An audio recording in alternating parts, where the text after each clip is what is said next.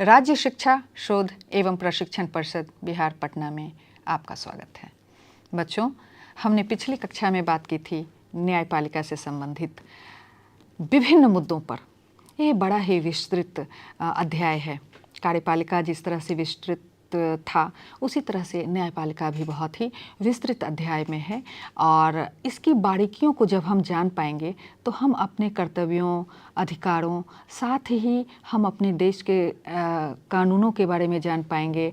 हम संविधान में वर्णित जो हमारे लिए प्रावधान बनाए गए हैं उसके संबंध में जानकारी प्राप्त कर पाते हैं। मौलिक अधिकारों के उल्लंघन पर हमें कौन से कदम उठाने चाहिए, इस संबंध में हम बात कर पाते हैं, और इन सबों की जानकारी हमने पिछली 2 कक्षाओं में दी।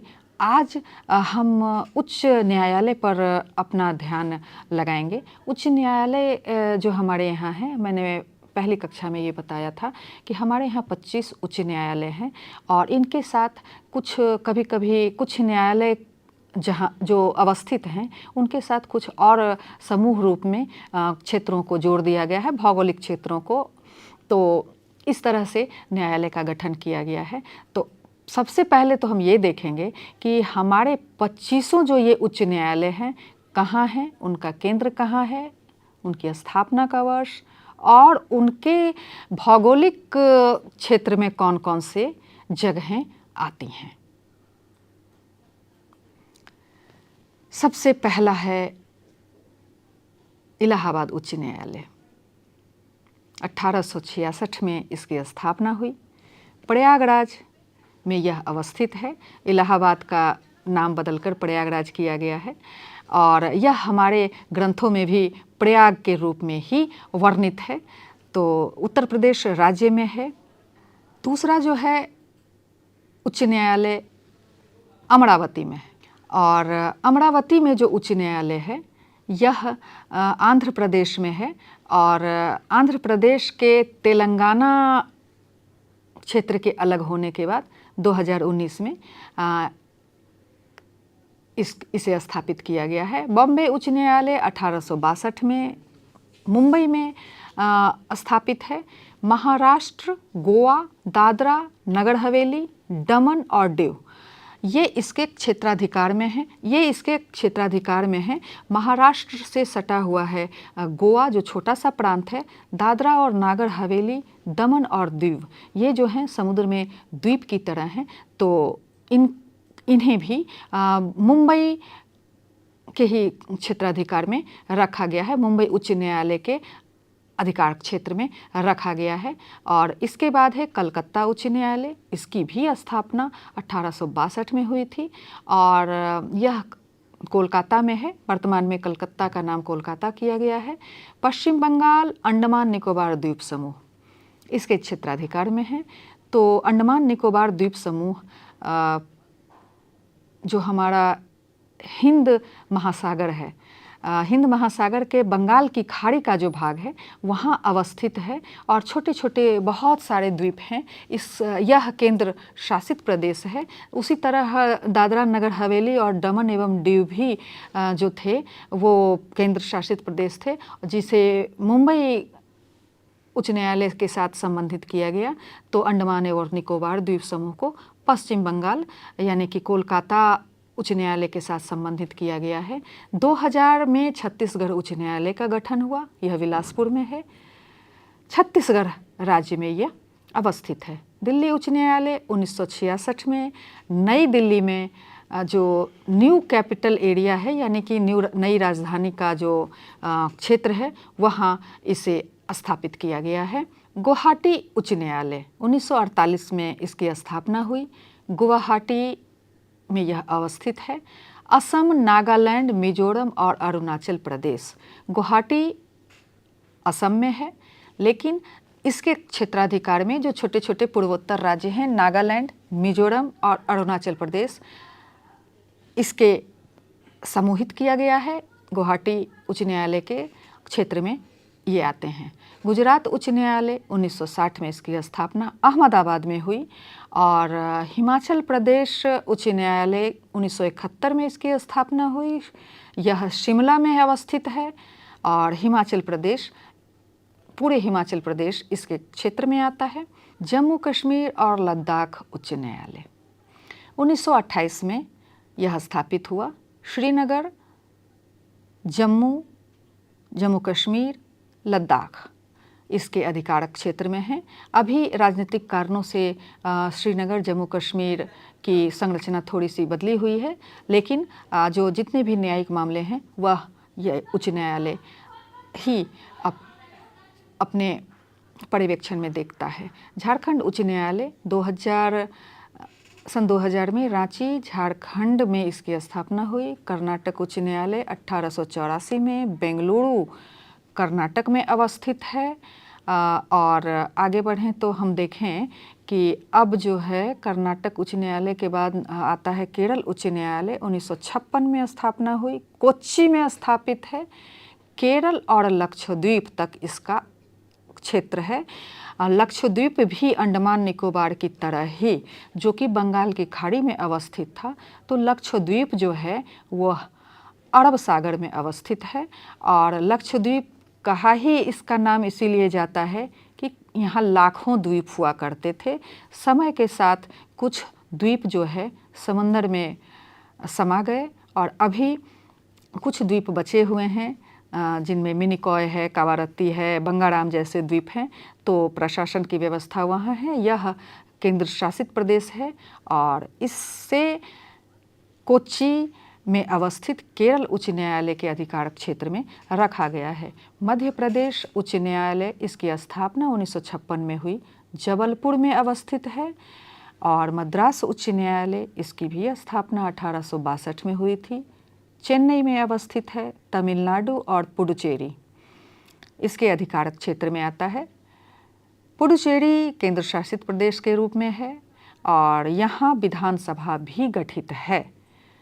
पुडुचेरी के बाद मणिपुर उच्च न्यायालय 2013 में स्थापित हुआ। इम्फाल में यह अवस्थित है। मणिपुर इसके क्षेत्र में आता है। मेघालय उच्च न्यायालय 2013 में इसकी भी स्थापना हुई, शिलोंग में अवस्थित है और मेघालय इसके अधिकारक क्षेत्र में आता है। उड़ीसा उच्च न्यायालय 1948 में कटक में अवस्थित है। पूरा ओडिशा जो है राज्य है इसके अधिकार क्षेत्र में है। पटना उच्च न्यायालय 1916 में इसकी स्थापना हुई और यह पूरा बिहार पटना उच्च न्यायालय के क्षेत्र में है। पंजाब और हरियाणा उच्च न्यायालय 1966 में चंडीगढ़ में हैं और इसके अधिकारक क्षेत्र में पंजाब, हरियाणा और चंडीगढ़ आते हैं। ये जो पंजाब, हरियाणा, चंडीगढ़ का मसला है, तो चंडीगढ़ जो है पंजाब और हरियाणा दोनों की ही राजधानी है और केंद्र शासित प्रदेश के रूप में है, तो उसे भी, चंडीगढ़ को भी वहाँ सम्मिलित किया गया है। राजस्थान उच्च न्यायालय जोधपुर में है। 1949 में इसकी स्थापना हुई। सिक्किम उच्च न्यायालय 1975 में इसकी स्थापना गंगटोक में हुई। 1975 में सिक्किम में चोग्याल राज की समाप्ति हुई। उसके बाद यह भारतीय गणतंत्र में शामिल हुआ और उच्च न्यायालय की स्थापना की गई। तेलंगाना उच्च न्यायालय 2019 में बना। हैदराबाद में इसे स्थापित किया गया। आंध्र प्रदेश से अलग होकर तेलंगाना राज्य की स्थापना हुई थी। और त्रिपुरा उच्च न्यायालय 2013 में अगरतला में स्थापित हुआ। उत्तराखंड उच्च न्यायालय 2000 में नैनीताल में स्थापित किया गया। कुछ और हम महत्वपूर्ण तथ्यों को जानते हैं। अगर हमें पूछा जाए इतने न्यायालय हैं, सर्वोच्च न्यायालय है, हमने 25 उच्च न्यायालयों की बात की, तो इसमें सबसे पुराना कौन सा है? कलकत्ता उच्च न्यायालय बच्चों भारत का सबसे पुराना उच्च न्यायालय है। और जो सबसे नया है आंध्र प्रदेश और तेलंगाना, जिसकी स्थापना 2019 में हुई। आंध्र प्रदेश 2 भागों में बंटकर एक आंध्र प्रदेश के रूप में है और दूसरा तेलंगाना के रूप में। आंध्र प्रदेश का उच्च न्यायालय अमरावती में और तेलंगाना का हैदराबाद में स्थापित हुआ। साझा अधिकार क्षेत्र के जो न्यायालय हैं, बॉम्बे, गुवाहाटी, पंजाब, हरियाणा के जो न्यायालय हैं, ये सामूहिक रूप में हैं। एक से अधिक राज्यों या केंद्र शासित प्रदेशों के साथ की सेवा करते हैं। इसी में केरल कोच्चि में स्थित उच्च न्यायालय भी आता है। हमने जब भी न्यायपालिका पढ़ाना शुरू किया था कक्षा में, तो हमने कानून का शासन की बात की थी, और अब हम कानून के शासन को ही व्याख्यायित करेंगे। पहले हमें ये जानना बेहद आवश्यक है कि कानून का शासन जब हम कहते हैं तो हम इससे समझते क्या हैं। ये समझ होनी हमारे अंदर बहुत आवश्यक है। यह चूँकि हमने लोकतंत्र को अपनाया है, हमारी जो शासन व्यवस्था है वह लोकतांत्रिक है, तो कानून का शासन किसी भी लोकतंत्र की नींव होती है। आसान शब्दों में अगर हम कहें तो कानून से ऊपर कोई नहीं है। सभी व्यक्ति, चाहे वह कितने भी ऊंचे पद पर हों, चाहे वह बहुत धनी हो या निर्धन हो, या जिनके पास कोई पद नहीं है, कानून से ऊपर कोई भी नहीं है। जब कानून का उल्लंघन होगा तो कानून सबों को एक नज़र से देखता है। अभी हाल तक कानून के प्रतीक के रूप में जो स्टैच्यू था, उसकी आंखों पर पट्टी बंधी हुई थी कि हम किसी में भेदभाव बिल्कुल नहीं करते, हमारे लिए सभी एक समान है। तो हम सबों को एक नज़र से देखते हैं। पक्षपात या किसी के प्रति बाइस्ड नज़र से हम फैसला नहीं सुनाते। हमारे लिए चूँकि हमारे यहाँ लोकतंत्र है, समानता की अवधारणा पर हमारा संविधान काम करता है, तो कानून के शासन के रूप में ये मान्यता है कि कोई भी व्यक्ति, कोई पदाधिकारी या कोई भी सामाजिक स्तर में उच्च स्तर प्राप्त व्यक्ति कानून से ऊपर नहीं है। कानून के शासन का अर्थ यह भी है कि देश का शासन किसी व्यक्ति की इच्छा से नहीं, बल्कि संविधान और कानूनों के अनुसार चलेगा। इसमें जो शासन करते हैं और जो शासित होते हैं, दोनों ही समान रूप से कानून के अधीन होते हैं। कोई एक व्यक्ति, हमने लोकतंत्र अपनाया है, तो क्या प्रधानमंत्री स्वतंत्र रूप से कोई निर्णय ले सकते हैं? राष्ट्रपति, मुख्यमंत्री, राज्यपाल या कोई मंत्री या कोई उच्च पदाधिकारी जो कि सिविल सेवा से चुनकर आता है, संसदीय सचिव के रूप में सर्वोच्च स्तर को प्राप्त करता है, तो क्या वह व्यक्तिगत रूप में अपनी इच्छा से कोई निर्णय ले सकता है? नहीं। हमेशा जो हमारे संविधान ने एक ढांचा प्रदान किया है, जो हमारे कानूनों में वर्णित है, उसी के अनुसार यह शासन व्यवस्था चलती है। और कानून के शासन का सबसे सामान्य अर्थ भी यही है। तो इसमें जो जिन प्रतिनिधियों को हमने चुना है, वो भी उसी कानून से शासित होते हैं जिससे हम जनता शासित होते हैं। कानून दोनों के लिए ही बिल्कुल एक समान है। अब कानून के शासन के मुख्य सिद्धांत क्या हैं? इसके 3 मुख्य स्तंभ हैं मुख्य रूप से, कि कानून सबसे ऊपर होगा और सरकार की जो शक्तियां होंगी, कानून उसे सीमित कर सकता है। अगर सरकार कोई ऐसे नियम कानून बनाती हैं जिससे जनता को हानि हो, देश को हानि हो या आर्थिक रूप में कोई हानि हो, हमारे देश की संप्रभुता, स्वतंत्रता पर आँच आए, तो ऐसे शक्तियों को कानून सीमित कर सकता है। यानी कि कानून की सर्वोच्चता हमारे देश में है।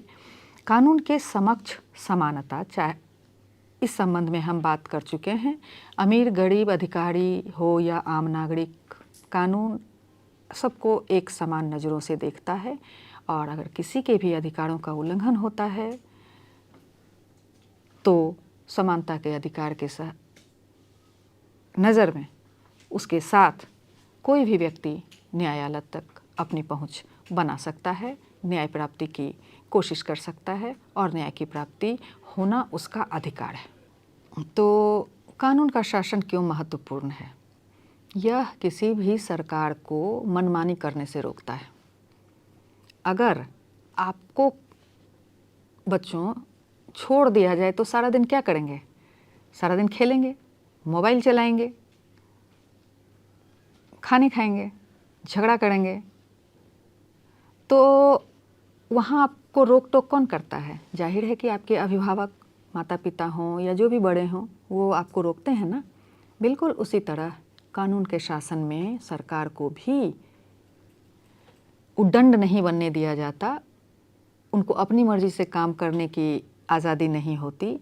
वो संविधान और कानूनों के अनुसार काम करेंगे। इस तरह से उनकी मनमानियों पर कानून के शासन में रोक लगाई जाती है। अगर अपनी मर्जी से कोई भी सरकार काम करने लगेगी तो वो तानाशाही का स्वरूप हो जाएगा। यह नागरिक के मौलिक अधिकारों और स्वतंत्रता को सुरक्षित रखता है, उनके अधिकारों की रक्षा करता है। जो मौलिक अधिकार हमें नागरिक, इस देश के नागरिक होने के नाते प्राप्त हुए हैं, मानव मात्र होने के नाते प्राप्त हुए हैं। हम एक स्वतंत्र व्यक्ति हैं, स्वतंत्र तरीके से सोच सकते हैं, काम कर सकते हैं, बस सकते हैं, विचरण कर सकते हैं। इन सभी अधिकारों की रक्षा कानून के शासन में की जाती है। शांति और व्यवस्था बनी रहे, इसके लिए भी कानून काम करता है। और ये जो नियम हैं, किसी के लिए भी कमी या बेशी नहीं किए जा सकते हैं, सबके लिए स्पष्ट हैं, समान है। इसलिए कि जो समाज जिस समाज का हम निर्माण करना चाहते हैं, वह शांति और व्यवस्था के आधार पर कायम हो, वहाँ न्याय और स्थिरता बनी रहे। अब हम भारत के संदर्भ में इसे लेते हैं। भारतीय संविधान में भी कानून का शासन संविधान के मूल ढांचे का हिस्सा है। अनुच्छेद 14 हमें बताता है कि राज्य किसी भी व्यक्ति को कानून के समक्ष समानता से वंचित नहीं करेगा।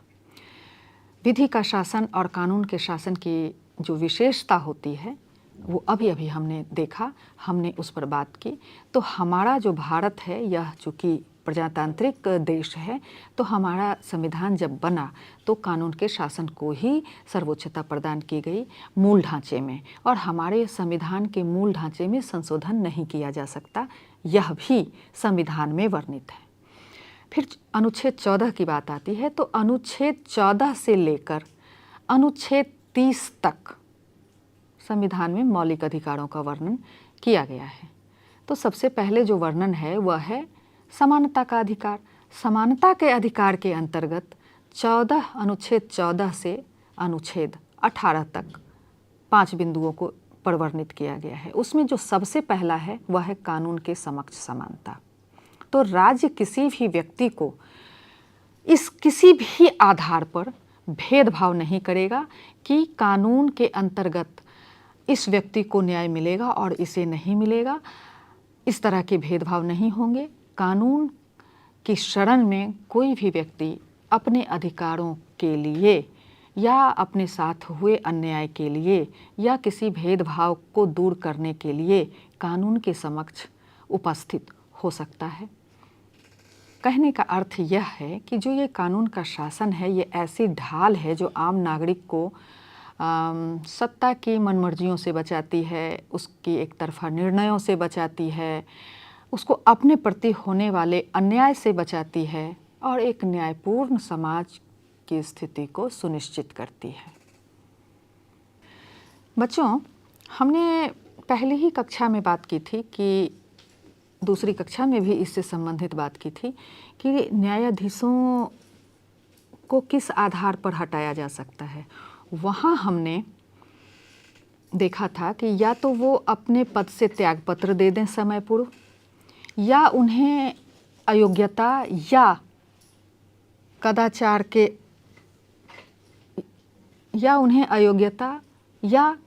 के मामले के सिद्ध होने पर हटाया जा सकता है महाभियोग के द्वारा। अब महाभियोग के लिए भी जो तरीके अपनाए जाते हैं, तो अगर यह लोकसभा में प्रस्ताव पेश होता है, यानी महाभियोग का प्रस्ताव पेश होता है, तो कम से कम 100 सदस्यों के हस्ताक्षर उस पर होने चाहिए। और अगर राज्यसभा में पेश किया जाता है तो कम से कम 50 सदस्यों के हस्ताक्षर होने चाहिए। तो जब इस प्रस्ताव की शुरुआत होती है तो इस तरीके से हस्ताक्षर के बाद उसे आगे बढ़ाया जाता है और हम अब इस स्लाइड में देखें कि यह प्रक्रिया किस तरह से आगे बढ़ती है। जब राज्यसभा या लोकसभा के अध्यक्ष, राज्यसभा के सभापति या लोकसभा के अध्यक्ष, इस तरह का प्रस्ताव मिलता है, लोकसभा में 100 हस्ताक्षर, 100 सदस्यों के हस्ताक्षर के बाद, राज्यसभा में 50 सदस्यों के हस्ताक्षर के बाद, तो जो लोकसभा के अध्यक्ष होते हैं और राज्यसभा के सभापति होते हैं, यह उन पर निर्भर करता है कि वे इसे स्वीकार करते हैं या इनकार करते हैं। वे इसे स्वीकार कर भी सकते हैं या इनकार कर सकते हैं। तो यहाँ अध्यक्ष और सभापति की जो भूमिका है वह काफ़ी महत्वपूर्ण हो जाती है। इसके बाद क्या होता है? अगर इनकार कर दिया जाता है सभापति या अध्यक्ष के द्वारा तो वहीं मसला खत्म हो जाता है। लेकिन अगर प्रस्ताव स्वीकार कर लिया जाता है तो अध्यक्ष या सभापति जो भी आरोप संबंधित न्यायाधीश पर लगाए जाते हैं उसके लिए 3 सदस्यीय समिति का गठन करते हैं। इस समिति में 3 सदस्य जो होते हैं वो कौन कौन होते हैं? या तो सर्वोच्च न्यायालय के मुख्य न्यायाधीश होंगे। अगर सर्वोच्च न्यायालय के मुख्य न्यायाधीश नहीं हैं तो कोई अन्य न्यायाधीश इस 3 सदस्यीय समिति के गठन में शामिल होंगे। किसी भी उच्च न्यायालय के मुख्य न्यायाधीश होंगे। साथ ही साथ एक प्रतिष्ठित जानकार कानूनविद होंगे जिन्हें हम ज्यूरी के रूप में भी शामिल कर सकते हैं। तो इस तरह से जांच समिति का गठन किया जाता है। जांच समिति के गठन के बाद प्रक्रिया आगे बढ़ती है और हम इस आगे बढ़कर देखते हैं कि यह प्रक्रिया किस तरह से काम करती है। गठन के बाद इसकी बारीकी से जांच की जाती है। जांच के बाद संबंधित न्यायाधीश को भी अपनी बात कहने का मौका दिया जाता है। सारी बातों के बाद यदि समिति हर पहलू को देखते हुए न्यायाधीश को कदाचार का दोषी या अक्षम पाती है तो सदन इस पर विचार करना शुरू कर देता है। यानी कि जो समिति गठित हुई थी वह सभी पहलुओं को देखते हुए यह निर्णय लेने के लिए स्वतंत्र होती है कि कदाचार या अक्षमता या अयोग्यता का दोष पाया जा रहा है। इसके बाद समिति जब रिपोर्ट अपनी प्रस्तुत करती है तो जो हमारा संसद का सदन है वह इस पर विचार करना शुरू कर देता है।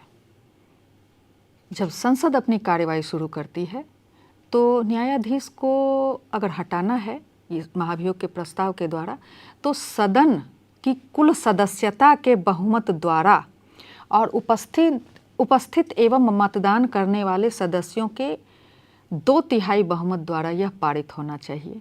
यह प्रक्रिया दोनों सदनों में अलग अलग पूरी होनी चाहिए। इसे आप पहले अच्छी तरह समझ लें। ये यहाँ 2 शब्द जो आए हैं कि कुल सदस्यता के बहुमत, सदन की कुल सदस्यता के बहुमत, तो अगर लोकसभा के सदन की सदस्यता 543 है तो उसका 2/3 बहुमत जो होगा उसके द्वारा जब मतदान किया जाएगा तो न्यायाधीश को हटाने का प्रस्ताव पारित होगा। साथ ही साथ अगर 543 सदस्य उपस्थित नहीं हैं तो उपस्थित जितने भी सदस्य हैं, मान लेते हैं कि 400 सदस्य उपस्थित हैं, तो 400 सदस्य अगर उपस्थित हैं और मतदान कर रहे हैं तो इसके 2/3 बहुमत से यह प्रस्ताव अगर पारित हो जाता है तो न्यायाधीश को हटा दिया जाता है। और इसके पहले जो सदन की कुल सदस्यता के बहुमत की बात थी, न्यायाधीश को हटाने का जो ये प्रस्ताव है कि जब सदन की कुल सदस्यता का बहुमत से प्रस्ताव पारित होता है, यानी कि अगर हम मानते हैं कि लोकसभा की सदस्यता 543 है तो इसका बहुमत कितना होगा? लगभग 272 या 273 सदस्य अगर हटाने के प्रस्ताव पर मतदान करते हैं तो यह प्रस्ताव पारित माना जाता है। और दूसरा जो मसला है, मतदान करने वाले सदस्यों के 2/3 बहुमत से यह पारित होना चाहिए। अब सदन की जो संख्या है वह है 543 और उपस्थित हैं अगर 400 सदस्य और सबों ने मतदान में भाग लिया तो 2/3 बहुमत होना चाहिए। अब अगर 400 में भी कुछ सदस्यों ने मतदान में भाग नहीं लिया तो हम उसकी संख्या को घटाकर फिर 2/3 बहुमत की गणना करेंगे। और अगर प्रस्ताव राज्यसभा में आया है तो पहले यह राज्यसभा से पारित होगा, पुनः यह प्रक्रिया लोकसभा में चलेगी। प्रस्ताव अगर लोकसभा में लाया गया है तो पहले यह प्रक्रिया लोकसभा में होगी, फिर राज्यसभा में होगी। दोनों ही सदनों में यह इस प्रक्रिया के द्वारा प्रस्ताव पारित होने के बाद महाभियोग की प्रक्रिया द्वारा न्यायाधीश को हटाया जा सकता है। प्रस्ताव पारित होने के बाद अंतिम अनुमोदन के लिए राष्ट्रपति के पास भेजा जाता है और राष्ट्रपति न्यायाधीश को पद से हटाने का आदेश जारी करते हैं। एक हमारे लोकतंत्र की अच्छी बात है कि भारत के इतिहास में अब तक किसी भी सर्वोच्च न्यायालय के न्यायाधीश को महाभियोग द्वारा पद से नहीं हटाया गया। एक न्यायाधीश पर महाभियोग का प्रस्ताव लाया अवश्य गया था, मगर वह प्रस्ताव पारित नहीं हो सका और हमारे इतिहास में अभी तक किसी भी न्यायाधीश की पदच्युति या पदमुक्ति महाभियोग की वजह से नहीं हुई है। तो बच्चों, हमने न्यायपालिका के सर्वोच्च न्यायालय और उच्च न्यायालय से संबंधित सभी बातों की जानकारी प्राप्त की। साथ ही साथ जो न्यायाधीश होते हैं उनकी नियुक्ति के संबंध में जानकारी ली, उनकी जो अयोग्यताएं होती हैं उसके संबंध में बात की। उन्हें अवधि से पूर्व, कार्यावधि में पूरा होने से पूर्व किस तरह से उनकी सेवा की समाप्ति की जा सकती है उसके संबंध में बात की। कानून के शासन की बात की। इसके साथ न्यायालय को स्वतंत्र क्यों होना चाहिए, न्यायपालिका की स्वतंत्रता क्यों मायने रखती है, इन बिंदुओं पर बात की। ये सारी बातें आप अपने स्तर पर दोहराएंगे और हमारी शासन व्यवस्था में न्यायपालिका के महत्व को समझने की कोशिश करेंगे। साथ ही आपकी क्वेरीज यानी कि प्रश्नों का हमें इंतज़ार रहेगा और हम अगली कक्षा में फिर से उपस्थित होंगे किसी और विषय के साथ, शीर्षक के साथ, इसी विषय के अगले शीर्षक के साथ। तो अभी हम आपसे इजाज़त लेते हैं और बहुत जल्द हम आपसे फिर मुलाकात करेंगे। नमस्कार।